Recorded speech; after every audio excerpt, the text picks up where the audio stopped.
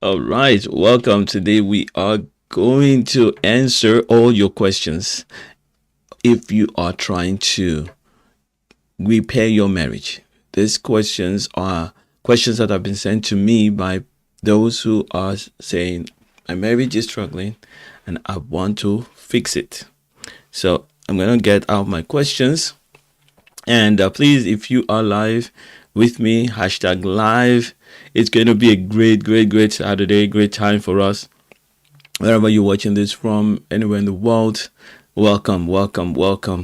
And do not keep this to yourself. It's going to be a great time. Send it out to your list, to your friends. Send it out to everyone who can benefit from this. And let us get together, have a great time together, and get answers to some of our questions. All right. So where are you joining us from today? Anywhere? Where are you joining us from today? I'm going to see me look down this way. I'm right looking at my chat. So I'm going to type something. Hi. Where are you joining us from?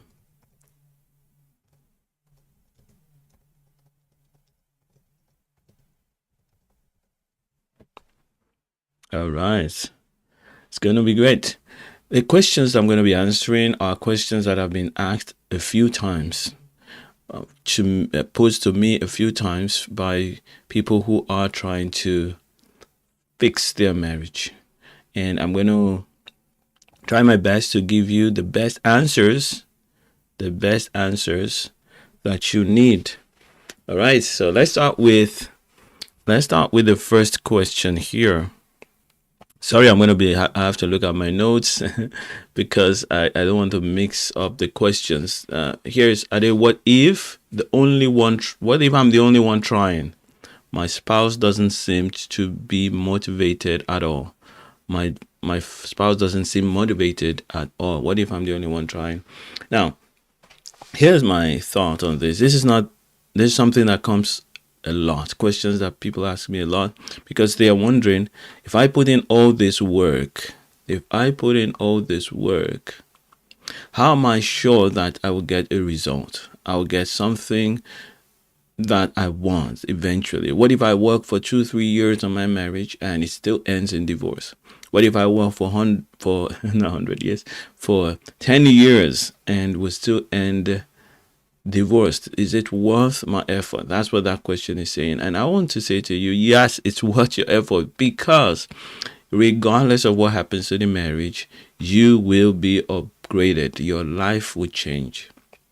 What I try to explain to my friends and family, and I keep saying with the love workout method, is that when you work on you, you get the result, the benefit, the fruit of working on you. You increase in your ability to love, you increase in your ability to regulate your emotions, you increase in your ability to focus on your call, your goal, your bigger picture vision that is bigger than you and your husband and your wife or your children. It's bigger than you all. You focus on that. So there's a lot of benefits that you get. Now, sometimes it looks as if your spouse is completely off and staying with them is a waste of time. I would say, before you engage in that, in your effort to change your marriage, do the 7-day test that I always do. Do the 7-day test. Now, a 7-day test allows you to see what's happening, what's going to happen if you keep going in this direction. And in that test, I encourage you to push yourself to love your spouse unconditionally or respect them unconditionally. How it will be if they were perfect, if they were the perfect spouse to you. Do it for 7 days. See what happens. If it works well, like if it's the same or it gets better, then you know that there is a way to trigger the right response in your spouse. And that should not be your goal in changing your own self. Just understand that when you change the way you show up in your marriage, you are giving yourself a potential to have a brand new marriage, because your spouse must react to the new you. And that reaction to the new you creates a new marriage. because you are changing, your marriage has to change. Remember, I have that image that I always share with colors. If you show up in your marriage and with yellow, let's say your way, the way you show up in marriage is yellow. When your spouse shows up as blue, your marriage will be green. If you change the color of your marriage, the way you show up to your marriage to be blue, and your husband or your wife shows up in blue, the marriage changes to blue. So I want you to just make up your mind that regardless of whether my spouse is motivated at this point or not, I'm going to work the work that I need to do. I'm going to develop myself, grow in all the areas that I need to grow, and see what the results will be. Give myself another year of full, consistent growth. And if you see the trajectory of your marriage change, then you're motivated to keep going. That's how I work. That's how I work with people. And I have seen marriages that were completely off, completely broken, separated, living in different rooms, living in different apartments, changed, transformed. Marriages where there's infidelity, changed, transformed. Great marriages now. So don't give up because your one spouse is not willing to work yet. They can still work. All right. Very good. I hope this helps you. If it did, let me know in the comments. Let me know. And if you have a question live for me, post your questions. So maybe I should write that in the chat as well. Post your questions. Post your questions here. Yeah. All right. Can you see my questions? Yeah. Yes. Go ahead. Yeah. Good. So that is the first question. I'm going to go to the next one. By the way, if you are live with me and you have a question, your question has priority. I would answer your question first. Today, it is for those who are working hard to restore their marriage, especially if you are the only one working. This is for you. Is it actually possible to restore a marriage if we are already emotionally disconnected? Is it actually possible to restore a marriage if we are already emotionally disconnected? Yes, it is. Of course, it is possible. I'll tell you a story from the point of view of a man. When he reached out to me, he told me that the reason why he reached out is because he saw one of my posts where I was explaining with a Rubik's Cube that when I talk with a married person that wants to fix their marriage, by the time I speak with them for 30 minutes, 40 minutes, I'm able to discern what to do next, how to turn the marriage around, because I've been working on this for 20 years plus. First, on my own marriage. I've been married since 2004 to my beautiful, lovely wife. And I have been a pastor for the same length of time. Even before that, I was a youth pastor and had to deal with these issues. And I've been applying some of the things that I learned when I got married and discovered the struggle in my marriage. I really put all my heart to investigate and learn more how to transform marriages when you're working alone. And I want to say to you, when he came to me and I spoke to him for about 30 minutes, I could see exactly what he needed to do. And I said to him, this is what we're going to work on. And he said, you know what, I'm not sure if that's going to work because my spouse, my wife doesn't believe that I want the marriage anymore. She's talking about divorce right now. She doesn't want to talk to me. She's very rude to me. She hardly engages with me. And I said to him, yes, she's hurt. Now, maybe you didn't even cause the hurt, but she's hurt and she wants to be loved. She wants to feel precious. And if you can bring that, she's going to like it. She's going to open up. So we did a 7-day test and she responded. And then, but of course, that doesn't automatically change the marriage, because if you just do the 7-day test and start following all the rules, you will get burnt out.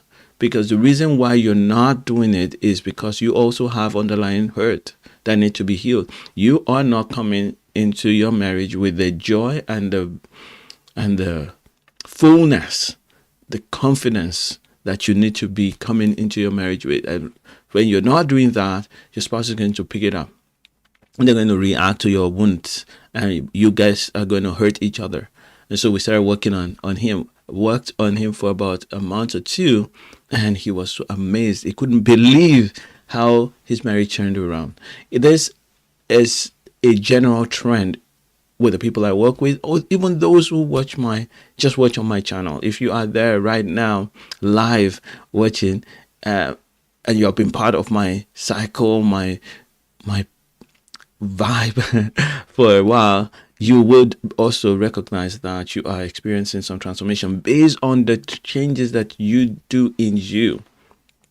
This is the whole essence of the law workout method. It's how God designed marriage, right? So yes, it is very, very possible to restore a marriage where there's already emotional disconnection, as long as there's one person who desires to restore that marriage. If you are here asking that question, you want your marriage to be transformed, yes, it is possible. Is there a situation where it's not possible? Maybe, but usually I want to say to you, most people want to be loved. And what we do here is enable you to embody what love looks like. What we all learned about love is not what we really do. Especially, the truth is, let me explain it again. What we want to experience about love is not what we give. What we give is different from what we want to experience. And when you don't reconcile those two things, you're going to struggle. But once you realize that, you know what, I can have love and I can enjoy love, and I don't have to drag it or beg for it from my spouse, I can bring it. Oh my, brings a whole new perspective to your life and to your marriage. All right, so that's question number 2. And if you are with me live, go ahead and type hashtag live, or just say hi so I can see that you are there. I'm answering questions from real people who are really wondering, how can I save my marriage? Is my marriage savable? Real questions and real answers for you. Now, let's go to question number 3. Question number 3. My spouse says they love me but don't feel in love. Is that the end? I love you, but I don't feel in love with you anymore. Is that the end? Very, very good question. A lot of people ask that question, and the people that speak like that the most are women. Well, from my own experience, I've had men ask that question more than women. They say, the wife tells them, I love you, but I'm not in love with you anymore. And that is very devastating to a man. And for women as well, same thing. It happens, but not as often. In my own experience, and maybe some other people's experiences, they will have more of that, and where a husband says, no, I love you, but I'm not in love with you anymore, and they are disconnected, distracted, similar to the previous question. So what do you do with that? The good news is that they still say they love you, and usually at that point they're still in the home. And if they're still in the home, then you have a great potential to still transform the marriage. Usually when you want to change any marriage, the first person to look at is you. Why do I say that? Not because the problem is you. I'm not saying you are the problem. I'm saying that the biggest tool you have is you, and you can change the whole 50% of the marriage is you. So it's beautiful that you have 50% control over your marriage, 50% control over your marriage. And the fantastic thing is that you have actually more than 50% because the fact that you are married to your spouse means that they must react to your behavior. So you have slightly above 50% of control in your marriage, and that's beautiful. So if your spouse says, I love you, but I'm not in love with you, what they're trying to say is that I don't feel connected anymore. I've given up on this marriage because I've tried my best and it's not working. And I'm trying to give you a signal that I'm really getting fed up. Is there still something that we can do? This is what they're saying. And so I want to encourage you, get down on a few things. Figure out, are there things that I'm doing that I can improve on? So usually, let's use the example of the man I shared earlier. He used to shut down. He would just shut down and not respond because he gets overwhelmed. And he was worried that if I continue to respond, there will be a blow up. And if there's a blow up, it will be worse. So he had that bad habit. So if you know that you have a bad habit that needs to be dealt with, then you are blessed because you have somewhere to start working on, something to start working on, right? So you double down on that first, but don't do only that. There's a whole load of work to be done on your own confidence as a love bringer. That's why my program is called Love Catalyst, because I want to empower a lot of people, and I want to encourage you to tap into the love that you already have. You are designed by God, who is love, right? So you have the DNA of love in you. That's why you can instinctively sense when a person loves you, where you can instinctively tell the kind of love that you want.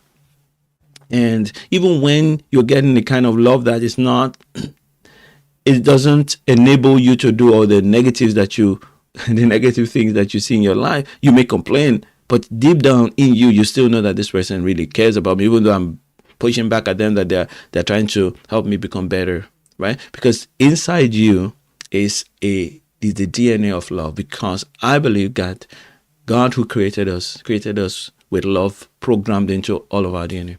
So you have a lot that you can start working on. And once you start working on that and start bringing out that love, they will be attracted to that love. They will be attracted to that love. So if your spouse says, I love you, but I'm no longer in love with you, don't panic. Just start to work on the areas that you can see. Begin with that. And then go deeper. Like, look at some of the videos I talked about clarity.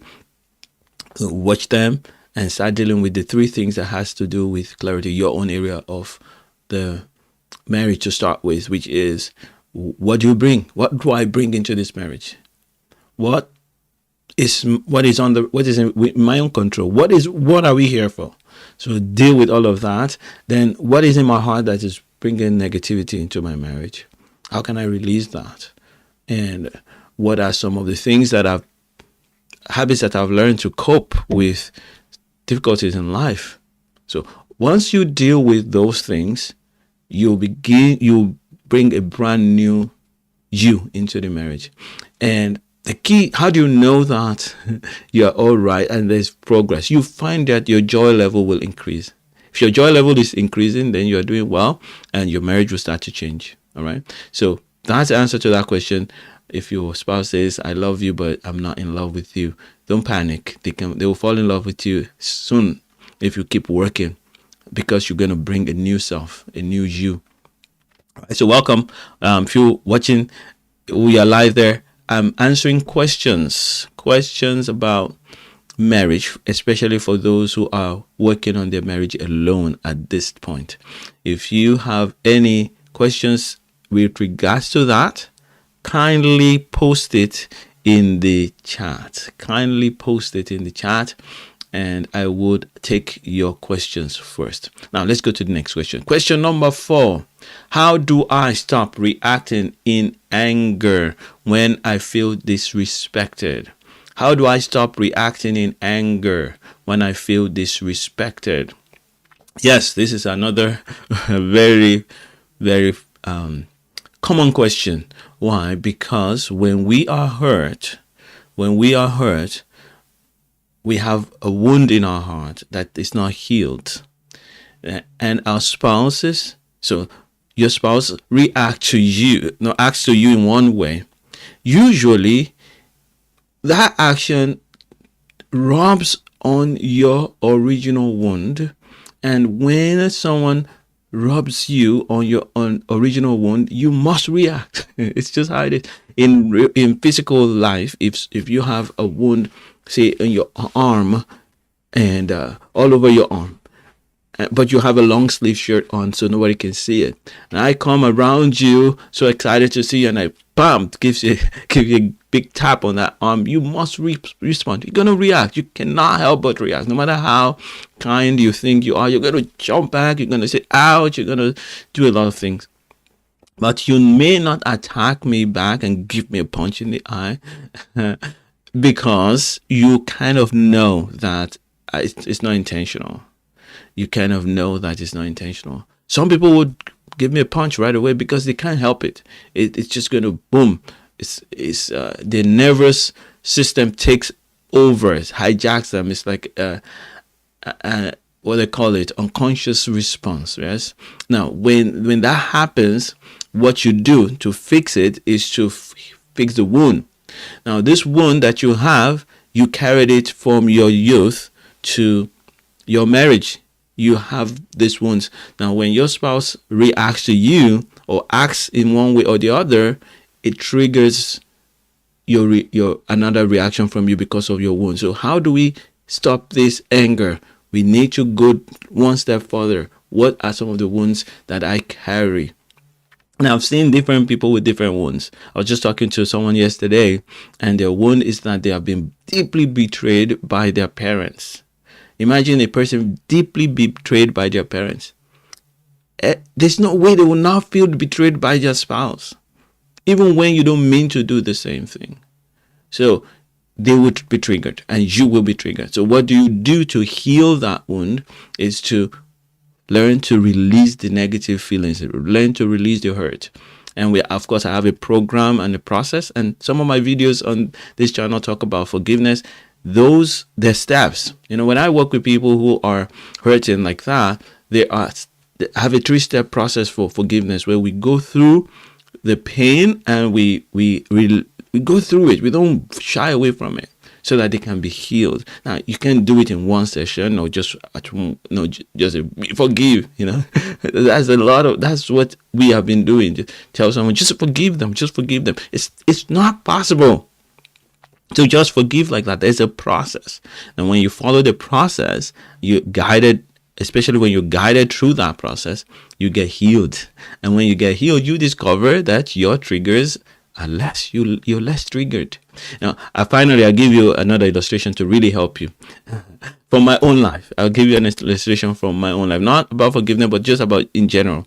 When I have a lot of money in my pocket, if you send me a gift right now of $1,000, you will discover that if someone offends me, maybe scratches my car, and it costs maybe $100 to fix it, I'm not going to be mad. I'm not going to be offended. What if you send me $10,000? What if you send me $1 million? And if it's YouTube, what am I trying to do? What am I trying to do there? I'm trying to say to you that when you are feeling better, when you are feeling more grounded, more confident, more joyful, you can handle people's failures more. So the real anger your anger outburst and feeling disrespected doesn't really come from the action of your spouse. It comes from the hurt that you had before. And that hurt that you had before colors your interpretation of their action. And that is why you find yourself reacting. So there's no quick fix to this, but it's really quick compared to your lifetime, right? Those who watch me are usually 35 and up, 50s, 60s. So what I'm talking about, this fix, it's within months, right? If you work hard on it, in months, it's done. So let's work on that. If you want to stop reacting in anger, when you feel disrespected, that's what you do. You shouldn't work on controlling your spouse to stop disrespecting you. That will come later. You still have to do that. You still have to, when your confidence is stronger, bigger, you have better confidence, you're going to be able to articulate what you're trying to say even better without them being defensive, and you can act in ways that will reduce or minimize disrespect. But most times they're not aiming to disrespect you. You are interpreting the actions or their hurt in disrespect. All right. Good question. Good questions. If you're live with me and you want to ask a question go ahead and put your question in the chat. Let me see if there's a way to pin a question, to pin a comment. Oh yeah, I can pin this message. Post your questions here. Awesome. Yes, so I'm happy to hear to get your questions. Now let's go to the next question. Sorry if you see me looking down, that's because I have to look for my notes pad where I have the questions. All right. Question number 5. What if my spouse refuses counseling or coaching? What if my spouse refuses counseling or coaching? This is a problem that I wish everybody would know the answer to. And you're not the first person to ask this question. In fact, every one of my clients that I've had for the last 3-4 years, they have had this problem. But they didn't know this answer that I'm going to give to you, which is, if your spouse is not interested in counseling or coaching, get one for yourself. In fact, it's actually better to get one first before inviting them to coaching or counseling. Why? Because you have greater control over you. And when we're working on you, we're going to be encouraging you to change a lot of things. And it can be quite embarrassing if you're not yet confident to see all the negatives in your life in front of someone that you believe has been hurting you, or someone else other than you, right? So I would suggest jump into the counseling or coaching. There's a difference between counseling or coaching. Yes, there's a difference. Coaching, you have a goal and your coach helps you get to the goal. Counseling, you have a problem and your counselor helps you figure out how to solve the problem. What I do is coaching, not counseling. And I would suggest to you go straight to coaching before even going to counseling. Now, counseling is good if both of you are on the same page. You're connected, you're talking very well, and you have a specific issue that's before you that you're having a difficulty to reconcile, to fix. At that point, you need a counselor, because every other area is good. You guys are communicating well. The intimacy is good, but there's a problem, and that problem seems to now be bleeding into a few things in your life. At that point, you can say, you know what, let's get a counselor. And if you're a believer, this is where the pastor is able to work with you, because you need something that can be fixed temporarily, now within 1 or 2 hours, and they'll give you, maybe come back in a month so that we can check up on you. A pastor can handle that.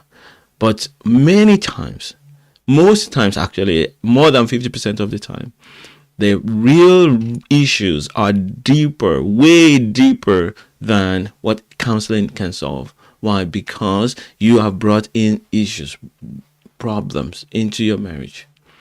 Not because you want to, but because you have been traumatized growing up. There's a person I was working with, and they have experienced all manners of trauma. They were adopted, and because they were adopted, they are so scared of losing connections, friendship, and so they act very strangely when they are rejected. They are so extremely afraid of rejection, right? With that kind of situation, counseling won't work for you, because you need more. You need a lot more than counseling. Coaching will work. Therapy can work, but in fact, therapy will work a lot for that person, but the marriage part of it may be a bit difficult.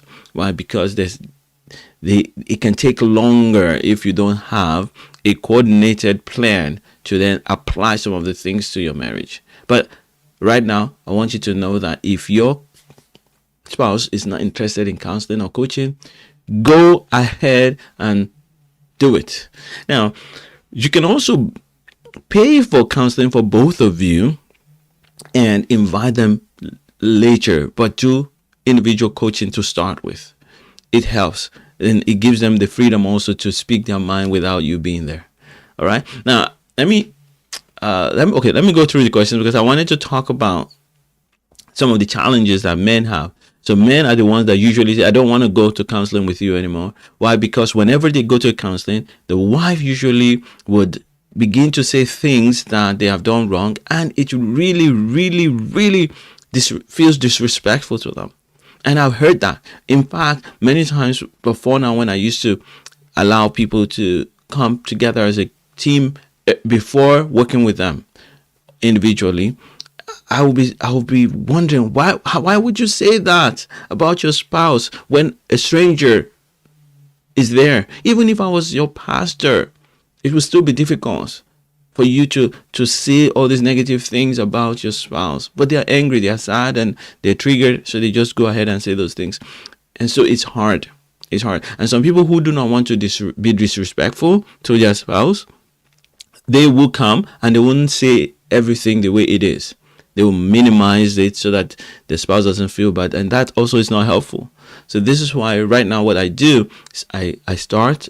Yeah, if people want to come as a couple, they want counseling.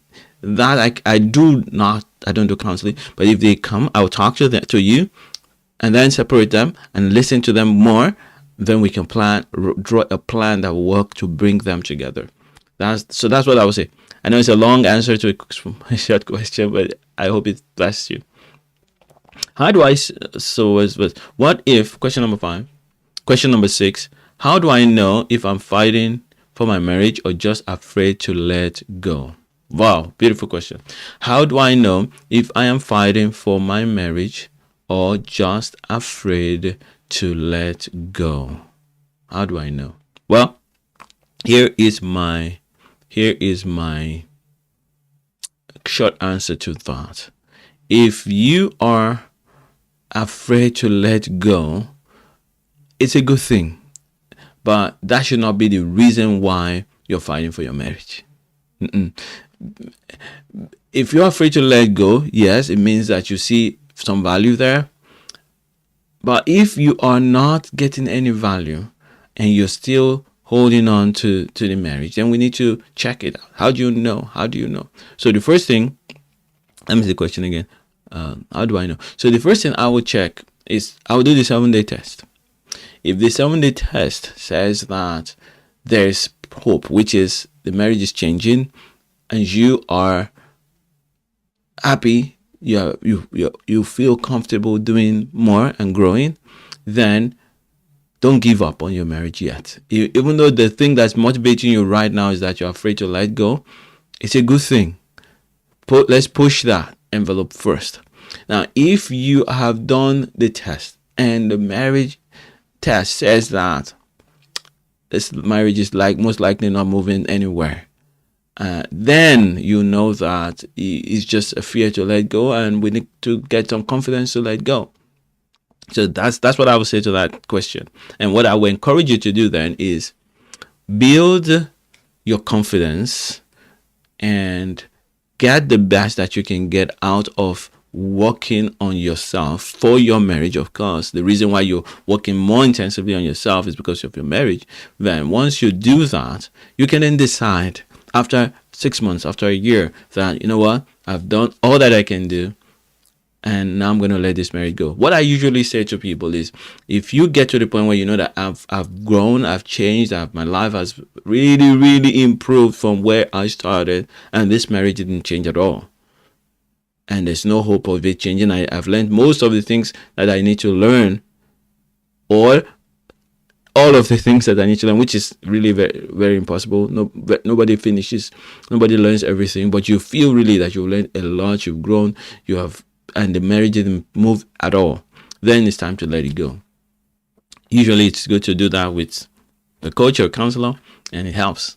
So this is where counselors come in, because you want to make a decision, you want to give them all the information, and you make a decision, right? So that's my answer to that question. How do I know if I'm fighting for my marriage or just afraid to let go? A lot of people are just afraid to let go at the beginning, but then when we work on confidence, work on their joy level, they realize that, you know what, this marriage is worth fighting for. And then they start to fight for their marriage. But it's true. A lot of people can be just scared of, they don't want to be divorced. I've heard a lot of people say, I don't want to feel like a failure in my marriage. That's not a good reason to fight for a marriage. I don't want people to say that I abandoned my spouse. That's not a good reason. The best reason to stay in a marriage are two. If you are a believer, which most of my listeners are, it's because you feel that God called you to the marriage. That's the one. Now, if you're not a believer, you're not a spiritual person, but marriage is spiritual, 100%. But if you're not, then a good reason for you to stay in the marriage is because I feel called. I feel that I'm sent. I love this person and I want to devote my life to serving them. Those are the only reasons why you should stay in your marriage. If there's anything other than that, those are just additions. They are good, but the foundation of any marriage should be I feel called to marry, to be with you. My whole system, my God who created me wired me to serve you. That's one thing. Oh, and of course, and I love you. I want to be with you. I believe that my life is designed to be a blessing to you and you to me. All right, very good. Question number 7. If you are being blessed, don't be shy. Say hi. Say hi. We keep having the same arguments.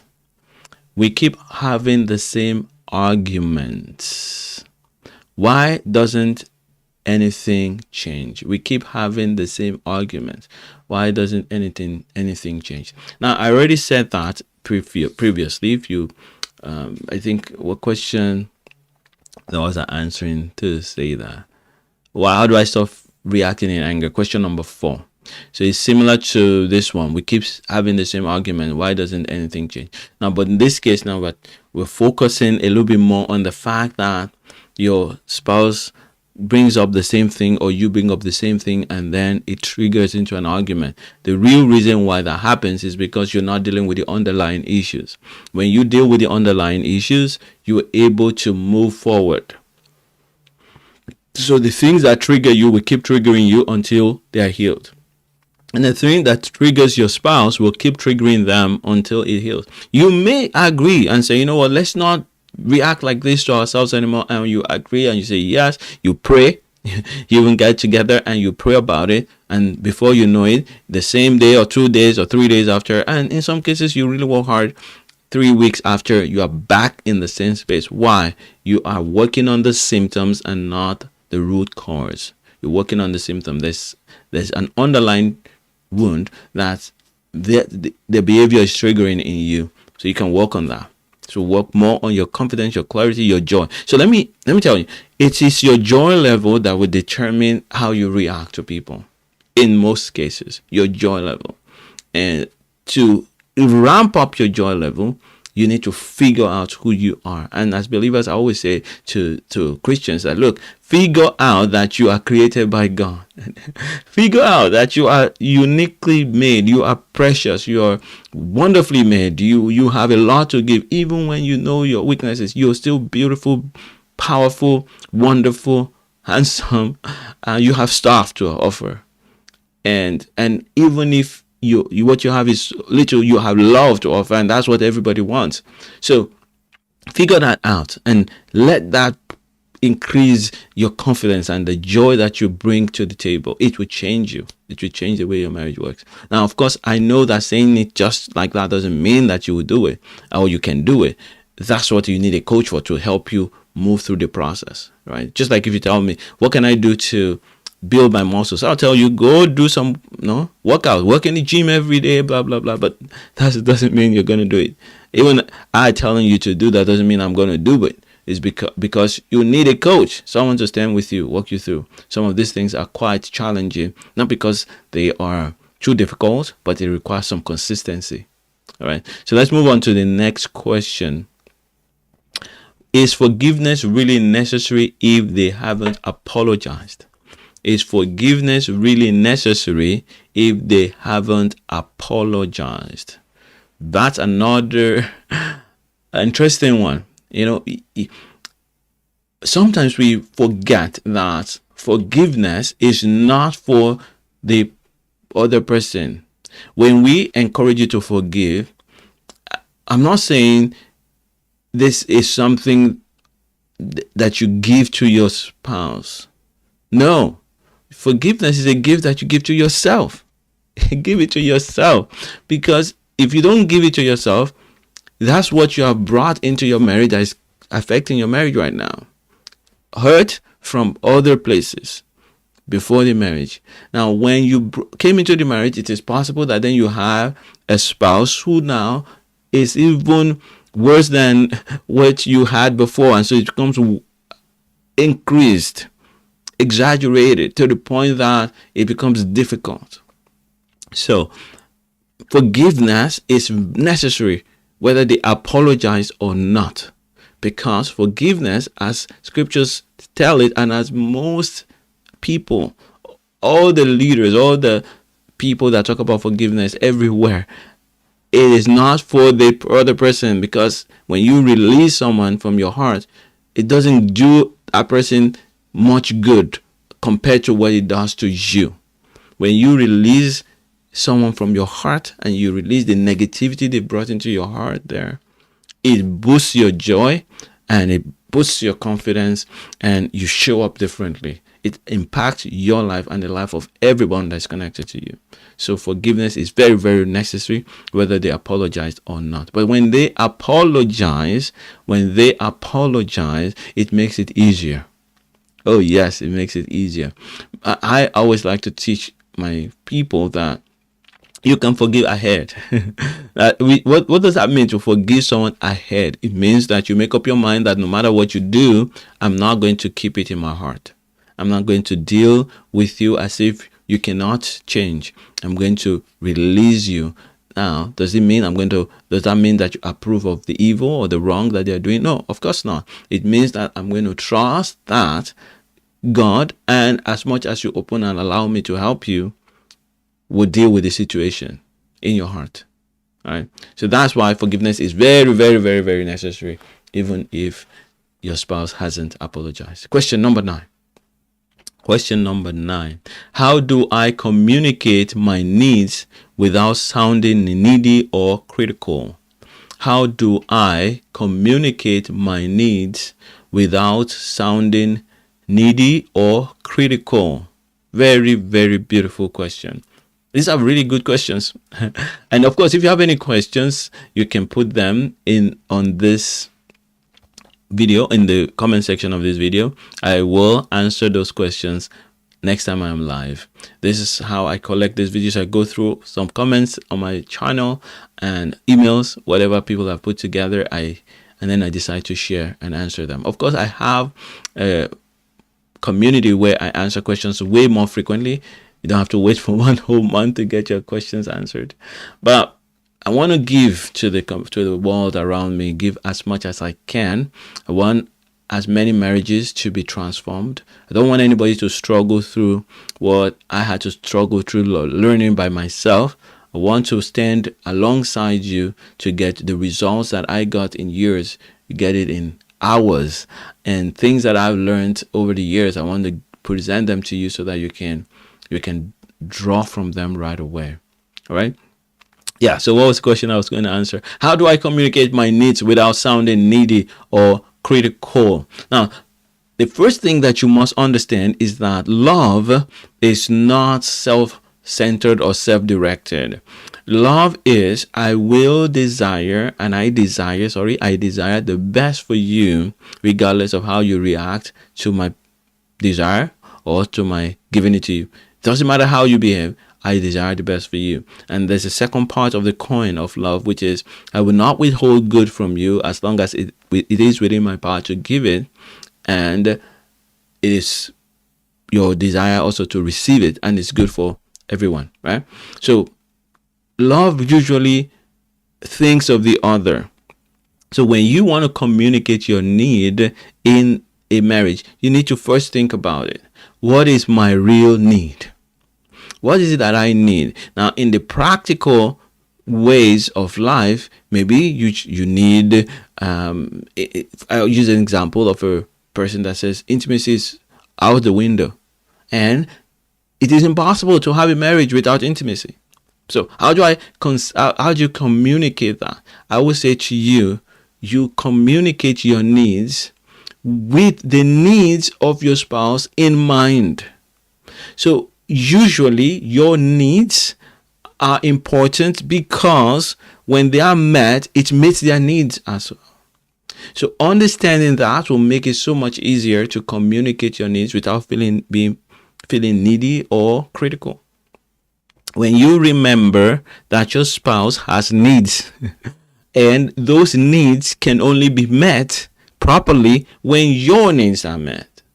And so you can then present whatever you need with it in the light of the fact that, my friend, my dear, if this is done, it makes me do this. It encourages me, energizes me to do this and that and that. And of course, usually asking for someone to meet your needs is the best way to do it is to present it as a request. But even before you get to the request, is to figure out what it is, why it doesn't come naturally to them. Figure out why is it not natural to them to meet this need. And when you have that understanding, it becomes way easier to then present it, because you must make requests in a good relationship. And those requests, they're not demands. They're different from demands. They're requests. You're saying, you know what, would you like to do this? I would love this. Can we do this together? You know, what I think is has destroyed a lot of marriages is that some people are brainwashed, many of us, to assume that once I'm married, my husband must do this and my wife must do this. And that is the biggest killer of marriages. Oh, my wife must respect me and try to meet these needs because I'm the head of this family. Oh, my husband has to do all of these things for me because I'm the woman, I'm the princess.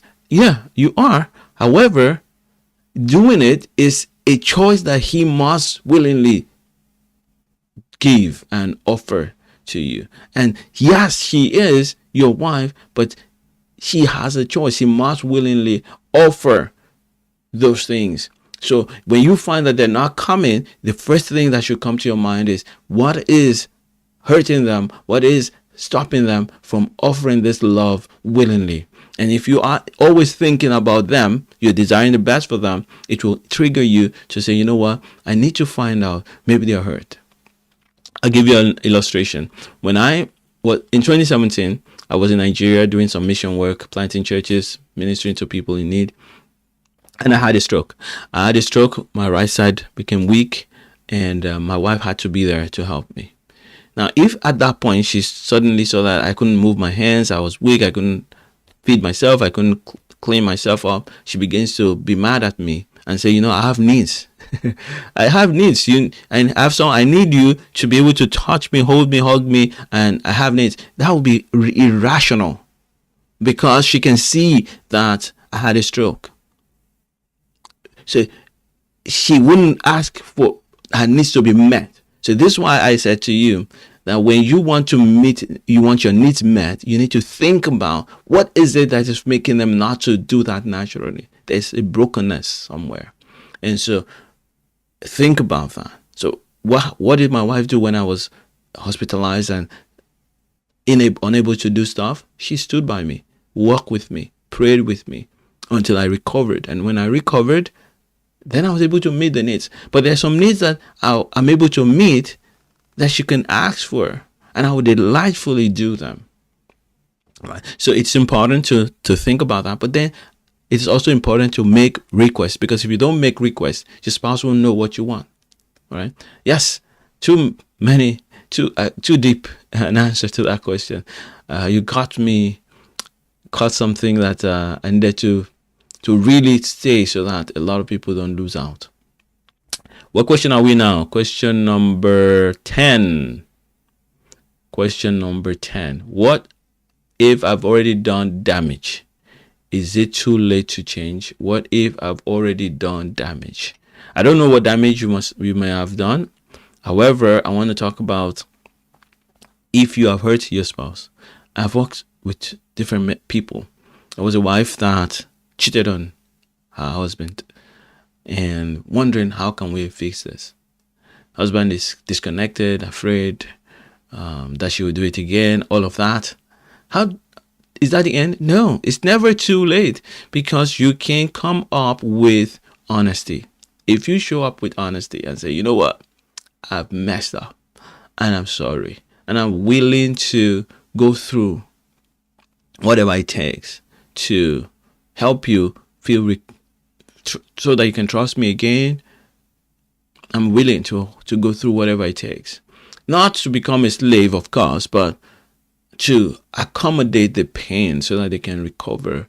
It's beautiful. It's beautiful. It can be done. Now, you may wonder why as a coach, I always say to you, get a coach. because I've discovered that these things, they're not taught in schools. They're not taught in at home. And sadly enough, they're not taught in churches or other places where they ought to be taught. You cannot handle spiritual things without spiritual maturity or development. And marriage is a very spiritual thing. Very spiritual. It's way beyond just the natural.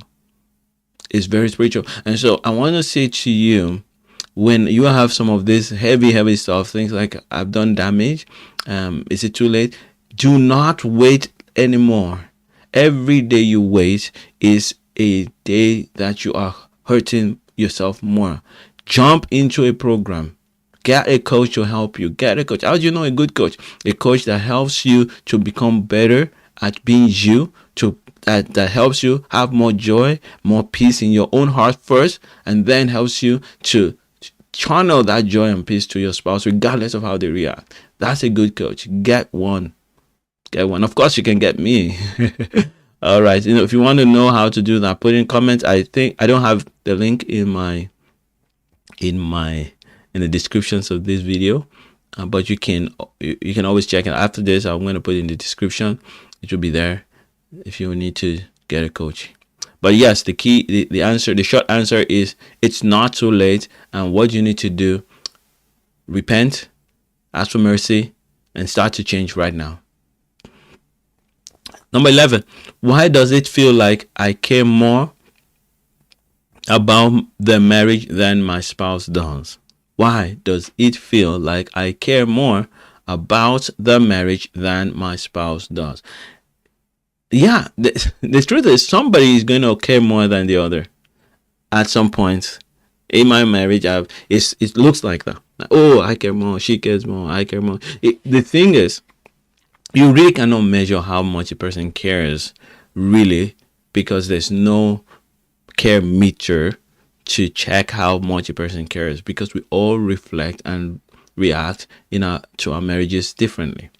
Now, there are people who are more calm in the way they handle relationships. They're not anxious about the relationship, so it looks as if they're not caring or they don't think about the marriage, but they do. They're just not anxious about it. They're not they are not worried about the marriage breaking.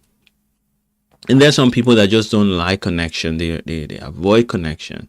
And doesn't mean they don't care about the connection, but they're so afraid of having it too much. They are more afraid of the disconnection that will happen after if it doesn't work, than they're afraid that the connection will break. So different people with different ways of dealing with connection. So your spouse may look as if they don't care as much, but they may care as much. And for you, what I would suggest then, if you are really feeling that you care more about the marriage, stop working on the marriage for a moment and work on you, because you are a big part of the marriage. So the best way to work on the marriage is work on you. And when you work on you, you get better at inspiring them to become more of who they ought to be. Now, I'm not saying that you've not done that, because you may have done that and you still find that they are still avoiding they pull away even when you try to go closer. It may be just the way they're wired. And so when you work closely with someone who knows a lot more, and they can help you with that, with more specific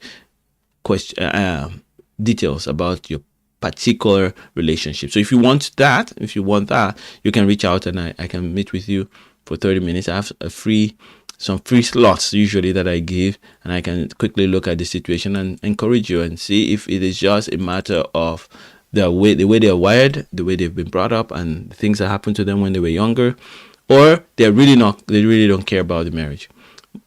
Most times it's not that.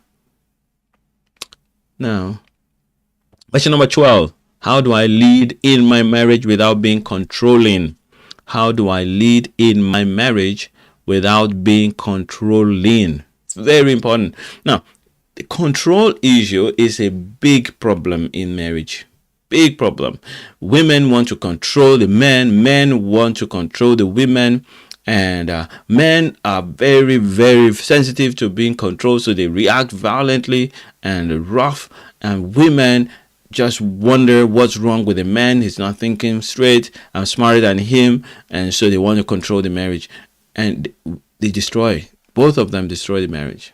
So if you're a woman out there thinking that my husband doesn't know what he's doing, I need to help him, control him. No, you don't think control. You're going to say, I'm going to help him. I'm going to guide him. I'm going to stand with him so that he doesn't embarrass us and embarrass him. You are trying to control the marriage. And if you're a husband out there, and that your mind tells you, look, I'm the man here, I'm going to make decisions, I'm going to try to make sure that I do everything that needs to be done, my wife shouldn't talk to me anyhow and try to make the decisions around here, you are in trouble. You're controlling. You're trying to control your marriage. Now, if you want to lead, the Bible says that the one who leads is the one who serves. In the kingdom of God, leadership is service. Our Lord Jesus Christ has demonstrated that over and over and over again. If you want to really lead, then the first question that you need to be asking is, what is it that my spouse needs that I can meet? What needs do they really have that I can meet right now? This is the best way to start to lead. I have a training that I did on 5 levels of leadership, but for men. And women also can increase their level of leadership. A woman can lead in a marriage. However, leading as a woman is a little bit different from leading as a man. As a man, the man wants to feel like a king all the time. Like, I'm control of my kingdom. This is why he's wired. This is how he's wired. And so as a man, the goal is to find ways to encourage, empower, and enable your wife to be the best that she can be. That's all you're going to be doing if you're trying to lead as a man. Now, as a woman, the woman wants to be treated as a princess, precious, strong, valued, treasured. Yes. And so to lead as a woman, what you want to do is to be the one, the cheerleader, the inspirer that makes the man want to even do more. And so when you begin to speak words into his life and encourage him and empower him and dream big with his own dream, you take his dream and you amplify it. That's how you lead as a woman. So you can do it without controlling. Now, control is a symptom of fear. When you're afraid, and so remember when I was giving examples, afraid that your husband would disgrace himself, but really it's disgrace you. Afraid that he's going to mess up with the money and you're not going to have money. Afraid that your parents are not going to like him. Afraid that your children are not going to come out well. When you operate in fear, you're going to operate in control. All right. I hope I have answered that a little bit. If you want more, of course, you can always ask more. This is why I do this. All right. So next question. What do I do when my spouse shuts down and won't talk? What do I do when my spouse shuts down and won't talk? All right. That's a very good question. I told you there was one of my clients that I work with. That's what he did. Every time the wife starts to say something that he doesn't like, it tells me, it was not the right time, and I just didn't feel like answering those questions. I knew that once I start answering them, we're going to get into a fight, so he just shuts down. So what do I do? It's not difficult. The first thing I always say is that instead of just jumping into a discussion, invite them into the discussion. Invite them. And when you get to the discussion, remember, before you even ask for a discussion, I say follow the 5-to-1 rule. In other words, 5 praises, 5 appreciations before you think of inviting someone for correction or for improvement. Very important. If you are doing that, following the 5-to-1 rule, When you invite your spouse to a discussion, they'll be happy to sit with you, because they all the while they've been hearing you appreciate how they showed up here, appreciate what they did for you there, appreciate. So when it's time for correction, it's easier. Now when you want to articulate the correction, it's also important to articulate it in such a way that it shows that you care about them. It should not be about you. I saw a spouse one day say to me, "I don't like the way you do this," and in my brain, I know it's not the right thing to say, but I just can't help it. The moment I hear someone say, "I don't like the way you do this," my brain just says, "But you are not God. Why do I have to do what you like?" And I think that's what happens to the men. That's why they shut down. And maybe the women too. That's why they shut down. It's not about what you like. It's about, "I don't think this is good for you. And if it's not good for you, it's not good for us. And it's not good for me." This is how you communicate. And that way they don't shut down, because they then understand that you're talking about them, not about you. All right? So this is so important. I hope that helps you. Person that asked that question, what do I do when my spouse shuts down, won't talk? Once they've already shut down, what do you do then is to let them have their time. Give them a break. Forget about the fact that they are shut down now, and then rebuild. Start to put out the 5 appreciations that you need to put out. When they're open again, invite them into a discussion. Some people are really they struggle a lot. Like my kind I was talking to you about, they struggle about a lot, and so when they shut down, it may take them a week. Some people just days. Whatever time it takes, don't worry about it. Just start to push in the appreciation right away. Once you put the appreciation, then you will be able to bring up the topic that you want to bring up. All right. Now, I remember talking to a wife one time, and she said, "I cannot think of any good thing to appreciate."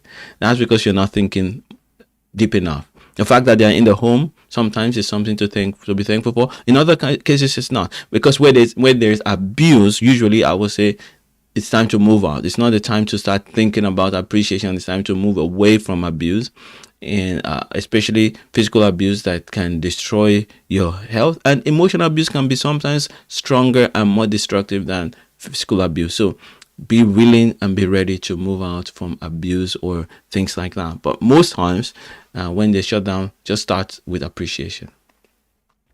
Next question. Is it selfish to want joy in my marriage? Absolutely not. You need joy. You need your joy. Joy is the fuel of life. Joy is what we are all looking for, and we look for it in many wrong places. Joy, that's what we're all looking for. I want to have a lot of money. Why? So that I can buy whatever I want. Why? So that I can be happy. I want to have a good job that I enjoy doing. Why? So that I can be happy, so that I can feel like going to work all the time, so that when I get to work, I do it with joy. We want joy. Everybody wants joy. So you must want joy in your marriage. However, do not expect joy to come from your marriage. Marriage has nothing. It's an empty container of 2 people. And if it contains 2 people without joy, it will be empty. There will be no joy there. But if you come to your marriage with joy already, your spouse may not have joy, but then you can, from your joy, begin to discover how to trigger joy in them. And sometimes you may need to enroll them into a program.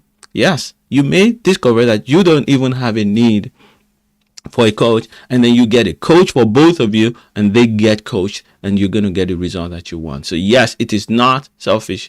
It is not selfish to want joy in your marriage. You should want joy. We all want joy. Number 15. How long should I keep trying before I see results? I'm going to wrap up soon. I just want to answer this last question. I'll continue later on. How long should I keep trying before I see results? The simple and easy answer to that is as long as you're still growing.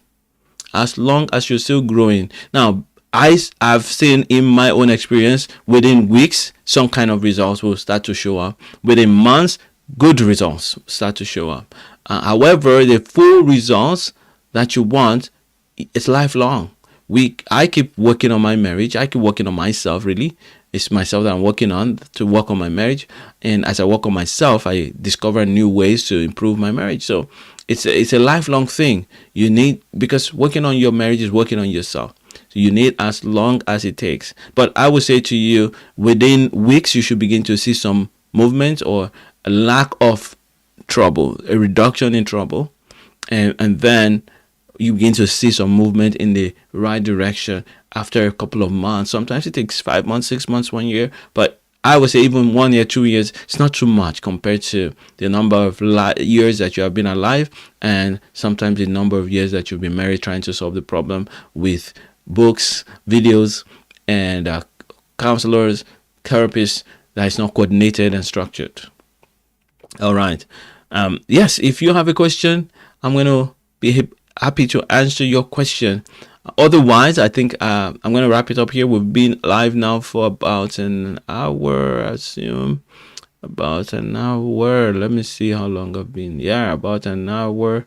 And so I want to wrap it up here. And I will do this again next month. This is a thing that I will be doing every month. Every month. And I will continue. I have a few more questions to answer. I will continue next time. And I will always answer your questions. Where do you post questions if you have them? Put them on the comments section of this video. Send me an email. If you need help, if all of these questions sounds like, whoa, this is me, I need help right now, and you want to have help, just go to the description of this video. I will be happy to answer your questions. Yes, praise the Lord. May the Lord bless you and keep your marriage strong, make you a blessing all around. In the name of Jesus. Amen. Bye for now.